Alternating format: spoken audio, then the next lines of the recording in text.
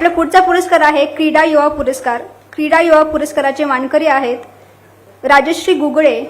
नागोठण्याच्या मातीत जन्मलेल्या राजश्री यांनी वयाच्या अवघ्या 3ऱ्या वर्षीच संकटांशी 2 हात करायला सुरुवात केली, पण मैदानात नाही तर अथांग पाण्यात त्यांनी झेप घेतली, ती थेट यशाला गवसणी घालण्यासाठीच।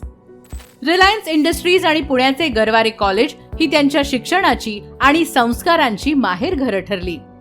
वय वर्ष 4 असताना एखादं लहान मूल खेळण्यात रमलेलं असतं, परंतु या वयातच राजश्री यांनी तेव्हा उरण ते गेटवे ऑफ इंडिया हे 15 किलोमीटरचं अंतर पार करून अशक्य शब्दालाच आव्हान दिलं।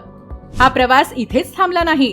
कठोर मेहनतीच्या जोरावर त्यांनी जलतरणात 80हून अधिक पदकं पटकावली। 7वीत असताना मनाला लागलेली वॉटर पोलोची ओढ त्यांना थेट आशियाई खेळ आणि वर्ल्ड कपच्या रणधुमाळीपर्यंत घेऊन गेली। वयाच्या 17व्या वर्षी जेव्हा त्यांनी सिंगापूर आणि ऑस्ट्रेलियाच्या भूमीवर भारताचा तिरंगा फडकावला, तेव्हा अवघ्या जगाने या मराठी पोरीचं कौतुक केलं।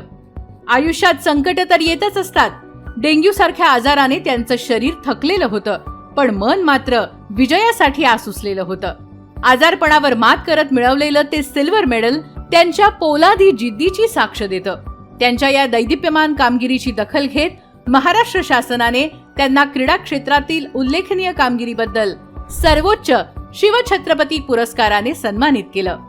त्यांचा विवाह झाला, आयुष्य बदललं, पण खेळाप्रती असलेली निष्ठा तसूभरही कमी झाली नाही। संसाराची जबाबदारी पेलत असतानाच 2025च्या नॅशनल गेम्समध्ये पुन्हा एकदा सिल्वर मेडलवर नाव कोरत त्यांनी महाराष्ट्राची शान टिकवून ठेवली। या 25 वर्षांच्या दैदिप्यमान यशाची खरी शिल्पकार ठरली ती म्हणजे त्यांची आई। आईच्या कष्टाला लेकीने जिद्दीच्या बळावर अनेक पदकं मिळवत मानाचा मुजराच केला आहे।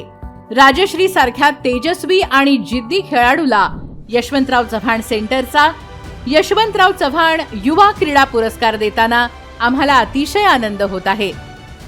राजश्री गुगळे यांना मी विनंती करते की त्यांनी मंचावरती येऊन पुरस्काराचा स्वीकार करावा। जोरदार टाळ्या झाल्या पाहिजेत।